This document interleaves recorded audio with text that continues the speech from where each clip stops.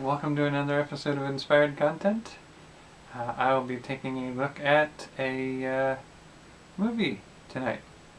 I will be going out to see the new Star Wars, The Last Jedi.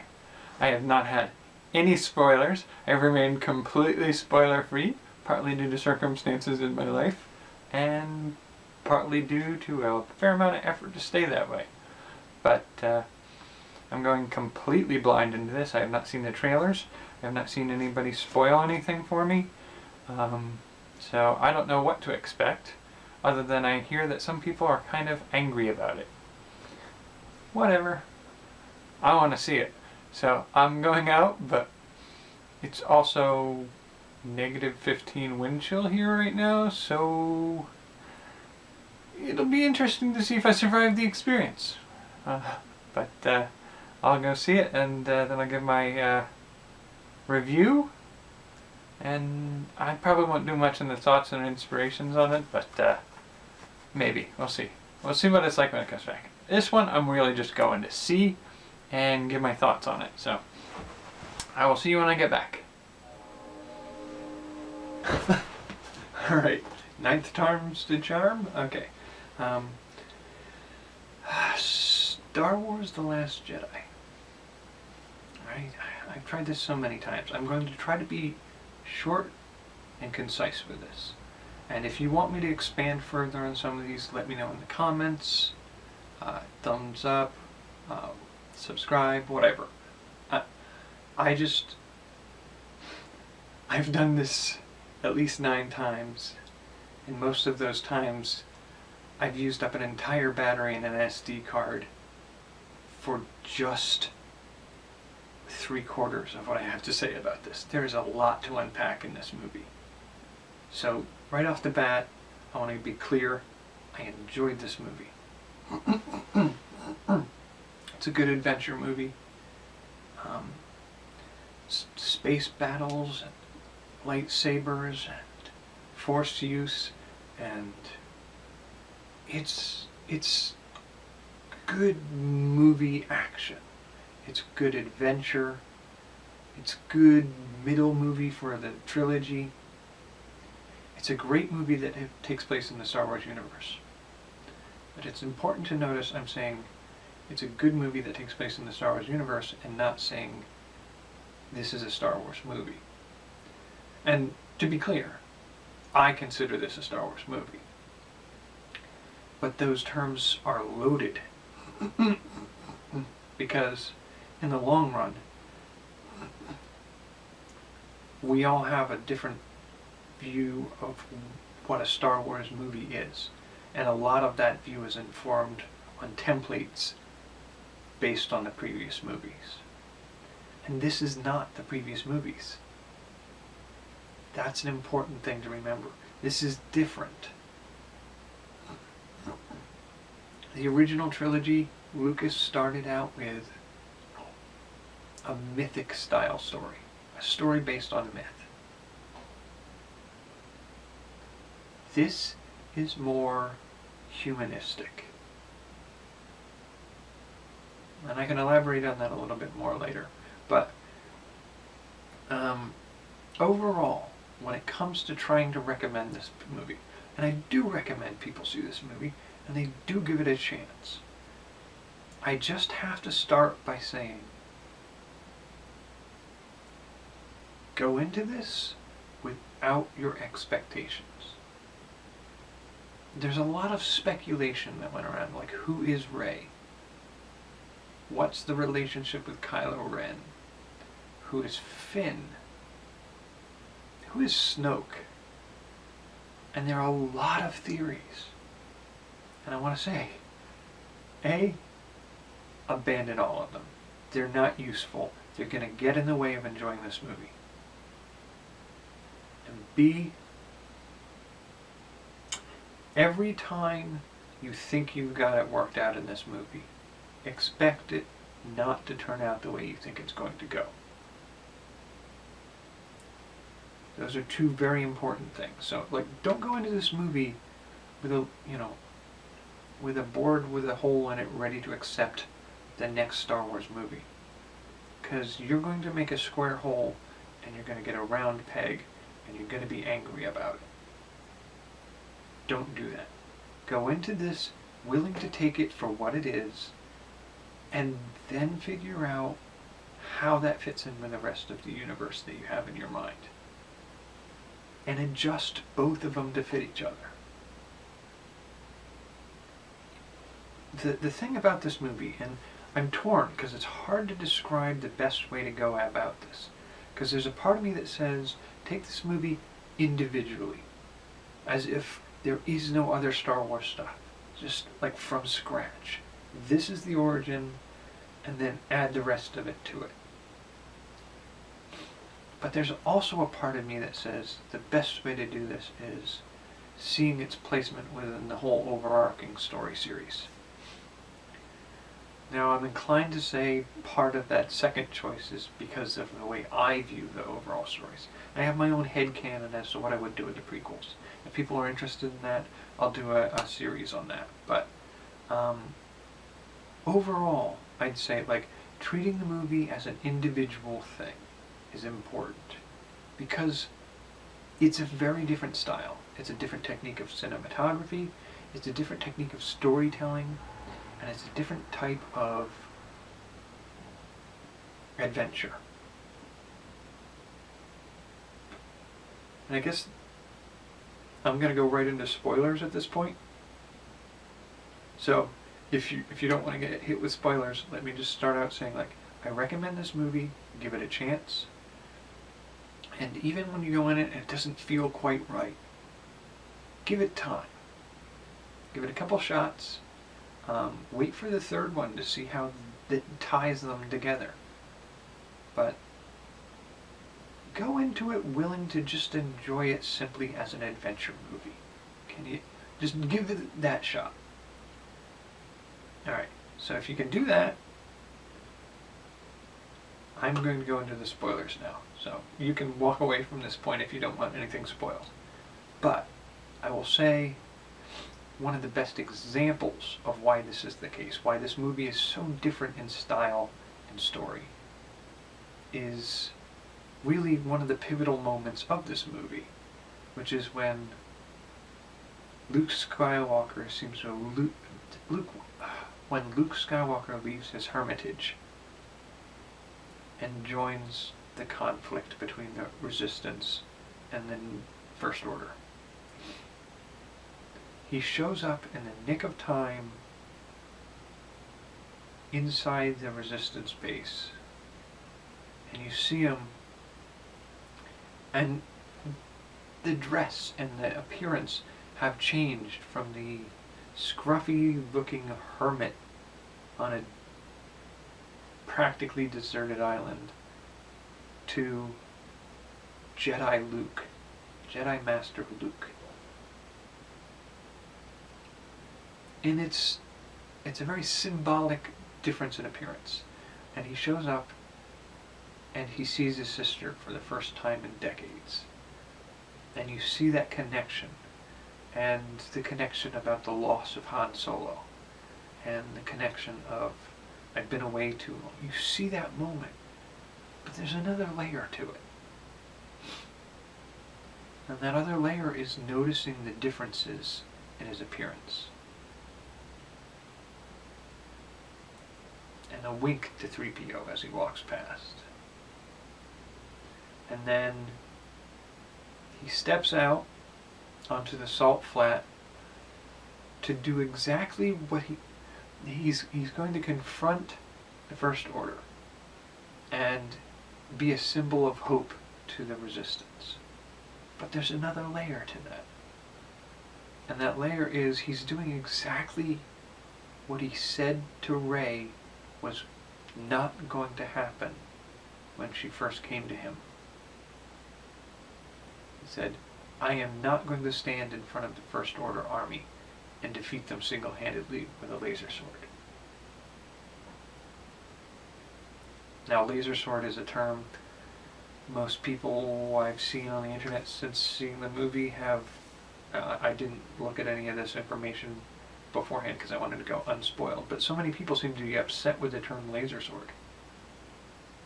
Is that because Anakin says it to Qui-Gon Jinn in Episode 1 as the means how he knew he was a Jedi? Because he has a laser sword? Or do they just not know that it's happened already in the universe?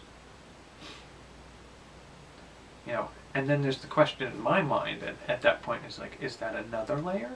Does this point to the fact that Luke now knows what we know from Episode 1? The word laser sword from a young Anakin? Does that mean he's been talking with his father's spirit and learning the roots of it all? I don't know. But he goes out there and he confronts the First Order. Things go absolutely crazy for a minute, and he seems like grossly overpowered suddenly. That's impossible. How did he do that? And then they do a scene where he confronts Kylo, and there's another layer to that. And you realize Luke looks now exactly as he did the last time Kylo saw him. It's not the same time period. Decades have gone by, but it's the memory that Kylo has that's standing before him. And so they get into their stances, and Kylo puts his foot down, and it looks it's like the cinematography is meant to represent the martial arts fight, where you take a strong stance and you get ready to fight.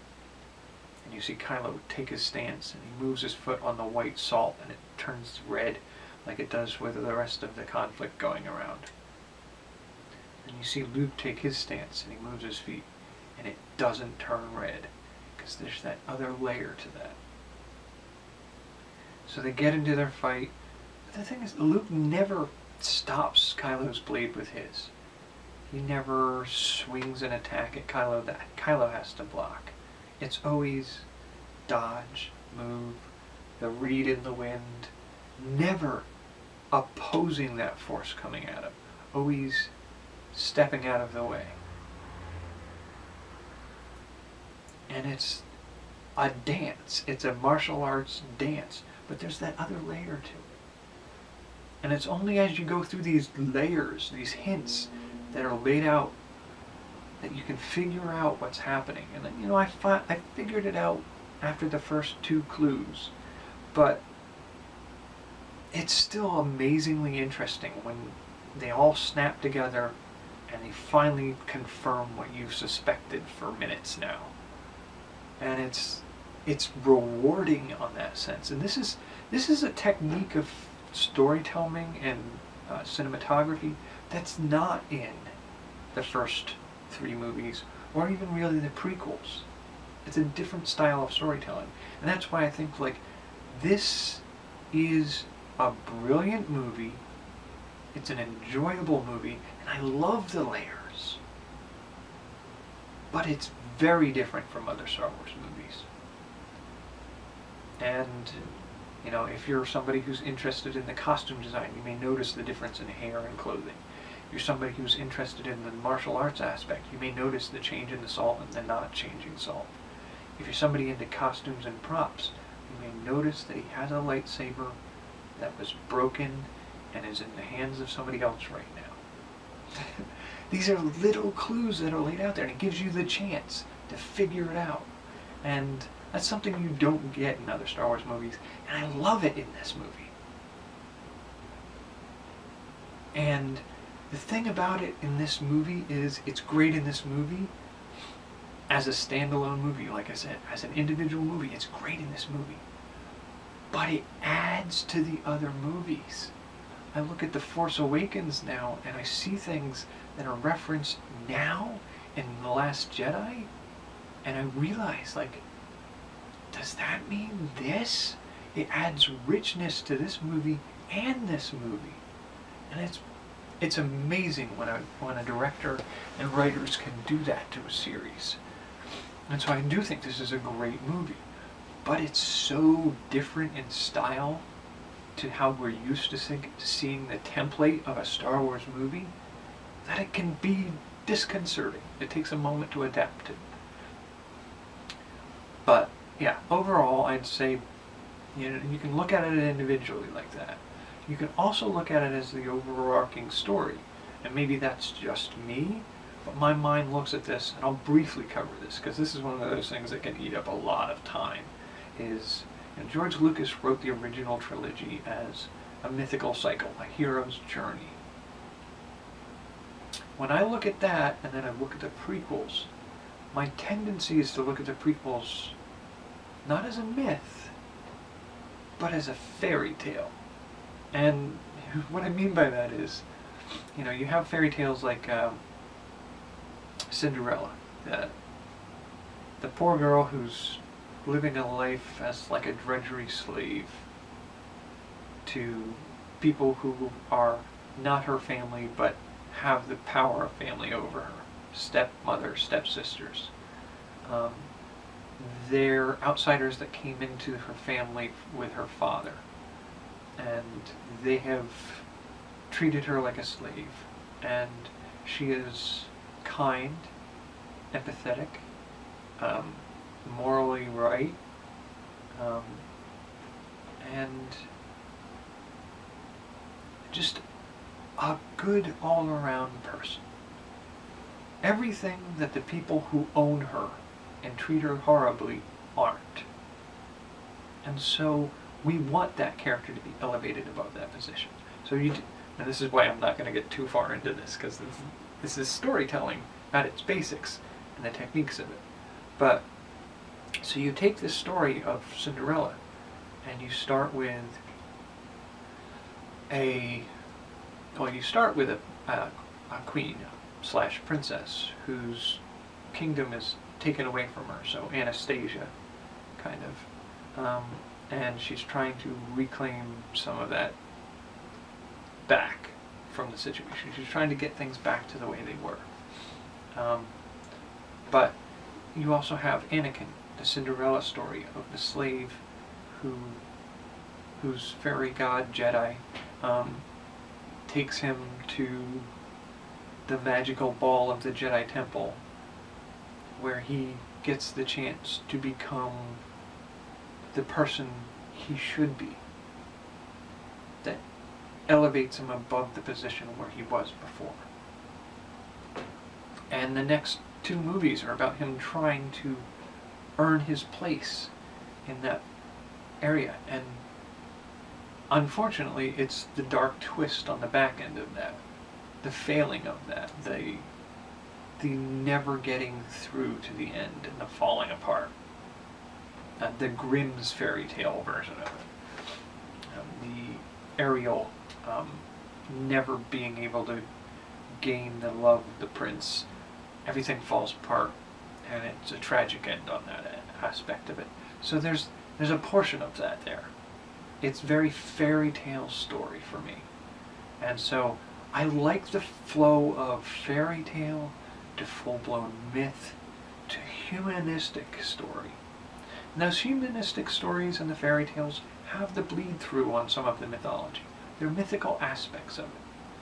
But like in the new series, the Humanistic Storytelling, it's about your friend's brother who serves in the military.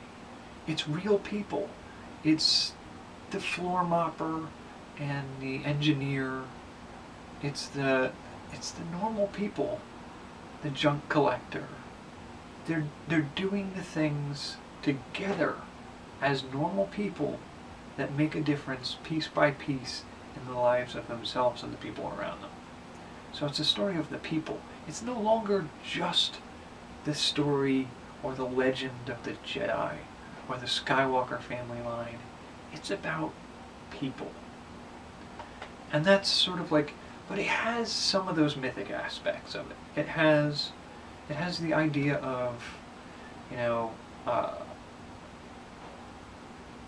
it takes some of those pieces of myth that we miss sometimes too. It has, the responsibility of becoming a legend on the shoulder of Rey.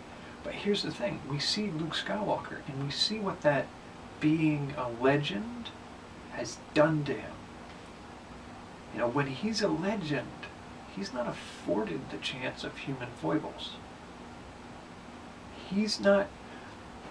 A human can see a nephew who's done wrong things and is afforded that moment of doubting whether the universe could handle that person, whether or not this is very dangerous. But when you're the legend of the Republic, you don't get that moment's pause. Because when you make that mistake, your mistakes hurt the universe. When you're a legend, that's too much responsibility for somebody like Luke. It's horrible that the universe made a legend out of a human and made it so that even when he looks at having that moment of doubt, which he should be entitled to as a human being, that moment of seeing something that scares you and doubting whether or not the universe could stand that kind of devastation, the genocide you see before you. If you follow the line forward, the risk, the danger of that moment, doubt. We should all have the opportunity to have that, but as a hero, as a legend, he's not afforded that. And it's horrible to do that to a person, to not give them that chance to be human. And here's the thing. That same level of responsibility, that same weight, is on Ben, Kylo Ren. And it's on Rey. It's on Finn. Less so on Finn because he's not in that powerful force struggle. But here's the other thing about that. That other layer, that struggle between Kylo Ren, the Force, that legendary status, the good versus evil on that spectrum, it's mirrored in the Panto bite, in the struggle with the responsibility of one's actions in selling to people. The highest bidder gets you money for this item or that item. And so it plays out on smaller levels elsewhere. It's that other level in that story.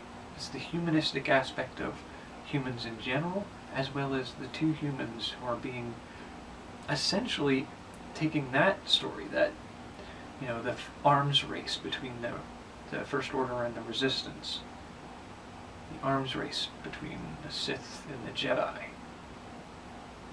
But in this case, I like the aspect of the story being that Luke is starting to say, first of all, let's get rid of your preconceived notions that the Jedi own the Force.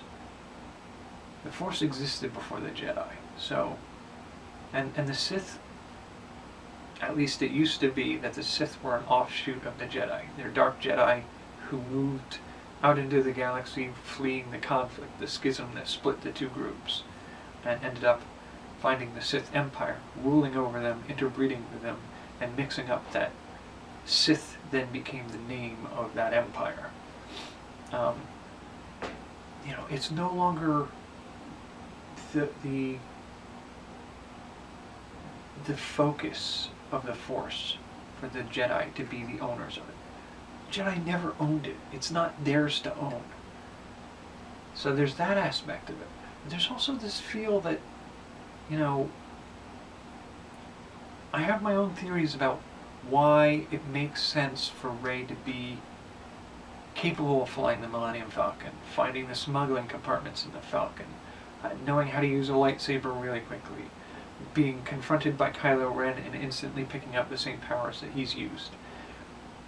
I have my own theories about that, and I'll go into that in another description if people want me to. Just comment below, we'll go into it.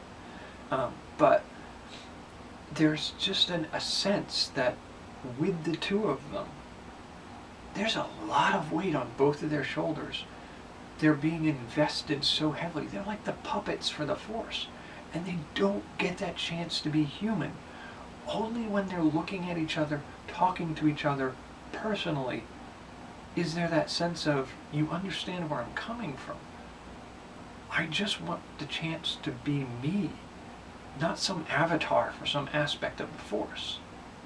And there's this sort of tragedy in both of them being stuck in this fight like that. I think there's a beauty to exploring that tragedy and the struggle to maybe break that cycle. And this story touches on that. And I think that's an amazing way to go into Star Wars. It's something at a depth we haven't gone to before. It's always been fairly straightforward mythic storytelling. But this is much more deep, with layers and double meanings and symbolism. I mean, it even talks about symbolism, what it's like to be the symbol of the, Republic victory and the weight that has. And that, that weight can ruin lives. And so, I mean, there's definitely some of that I love about this movie. And, I have my answers for how Rey really isn't a Mary Sue. How she has the ability she has. I like the fact that the story of her parents tells us that she really is just another person. And it makes that meaning of the fear of what the Force is doing with her. She wants somebody to tell her what she's supposed to do because she's afraid of what it means. And Kylo, at the same point, he's so powerful that he's sort of afraid of that power. But he's embracing it because everything else in his life feels like it's betrayed him. And the only thing he has is his own power, he feels. The Snoke death doesn't bother me. That's an important one I do want to cover now. The end of Snoke, yeah, I want to hear where he came from because it's important backstory to where the first movie started. It's backstory. Like, we didn't know everything about the Emperor before the original trilogy. But we know he was a guy who got to the top and became Emperor. He wasn't just out of nowhere. Snoke is literally like, we have an expectation when the movie began, because of the last movie before it started, we have this understanding that the Empire was overthrown. So where's this new guy that's building a new empire? How did that happen? We want to know that. It's set up to let us ask that question. And then it doesn't answer that. I get the frustration with that. But here's the thing. Snoke, with this new movie, it's clear Snoke isn't the important thing. This isn't the story of Snoke's empire. This is the story of Supreme Leader Kylo Ren and how he got to the top. And I'm okay with that. Because I'm interested to see a Supreme Leader Kylo Ren and what it means for the First Order, and what it means for the universe, and what it means for Kylo and Rey and the Resistance. I want to see what that means. We've seen good stories of powerful leaders getting to the top and taking it over in Knights of the Old Republic games, like the Eternal Empire. I am interested to see what's done with this. Now, people have concerns with the idea that, like Snoke had said, he was connecting their minds. And I think the important thing, like I got from this, is he didn't say he was holding them together. He said he bridged them together. And to me, this is sort of like two towns on either side of a mountain range. You bore a tunnel through, connecting the two towns. You set up a toll booth and control the flow back and forth.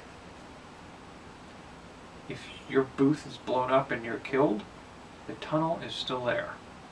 And that tunnel allows for the passage of energy back and forth, people back and forth, things back and forth. And I think that leads me to one of my other things about Kylo and Rey is, it's part of the reason why I don't think Rey is a Mary Sue. And I'll elaborate on this further, is I don't think that they're distinct. I think they're sharing a pool of force. It's not like she holds all the light and he holds all the dark. It's like there's a pool that they're both dipping into. It's the same pool. And so the entirety of that pool at her disposal makes her powerful. And the entirety of that pool makes him powerful. And I think it's also the reason why, like, I believe that Snoke isn't a Sith. I think he has access to the entirety of a pool too. And Rey isn't, well, I'll go into Rey as not a Mary Sue if people want later, because I'm already chewing up time on this again. There's one other thing I kind of want to get into, and that's people had issues with Leia force pulling herself back to the ship after the explosion that blew her out into space. And I kind of want to say, look, if you look into the actual physics of being exposed in an airlock to decompression, you don't die instantly, you don't flash freeze. It takes time for those effects to hurt you. They will hurt you and they will do massive damage, but you're not going to die instantly. And so, okay, so she's got time. Now, how is she flying like Superman? She's not. This is like Luke in Empire Strikes Back. He's hanging from the ceiling, frozen in the ice by his feet, and he reaches out to try to reach his lightsaber. It's just out of reach, but it's moving as he reaches for it. He was not trained to move things with his mind before that moment, but he senses that the Force is allowing him to do something. So he reaches, and he struggles, and he focuses on the Force, and it jumps to his hand. He's anchored, it's not. He pulls on it, it jumps to him. Jump to the Last Jedi. She's in space. She reaches out for safety. It's anchored. She's not. She's pulled to it. That's like that. It works for me. I'm okay with it. The cinematography of it is a little angelic. I don't necessarily think that was the only way that could have been shot, but it doesn't bother me that much. There's all sorts of things. Like, if you want to nitpick, you can find things to nitpick on, and you can blow them out of proportion. And I can find those same things and excuse them away. And I can't say either of us is right.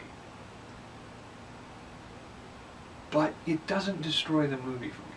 Overall, I like this movie, and I like the layered, I like the thinking person's Star Wars, I guess, is the only way I can say that. I don't mean that condescendingly. Star Wars is a good, fun story. This is just richer to me as a viewer and a lover of the world building that Lucas did when he made the Star Wars universe for us to enjoy. And I think this just enriches it more for me. And so I love this movie. But it is different from everything else. And it takes a moment to get comfortable with it. So, I'll go with that for right now. If people want me to expand a little bit more on some of the things like how Rey's not a Mary Sue, more about her parents and what the dark side cave revealed to her, Snoke and his role in all of this, the pool of force between them and the connection they have, Leia's relation to the Force, more on how I'm not bothered by the Luke Skywalker massive use of Force at the end, or spoilers, Yoda's use of lightning on the Force tree on the deserted island. I mean, I can cover all that. I can even go over my own personal headcanon for the prequels. I'm probably going to do that anyway, because I think it's a fun thing to try to do. But, yeah, comment below and ask me one thing, or tell me something that doesn't sit right with you, or questions you have, or want to know what I think about something. Let me know down below. I'm happy to do that, because this seems like a fun thing to talk about with people. And people are talking about it right now, so. Alright, I will let it go with that right now, and hopefully this isn't a massive file this time. Let's see what we can do, shall we?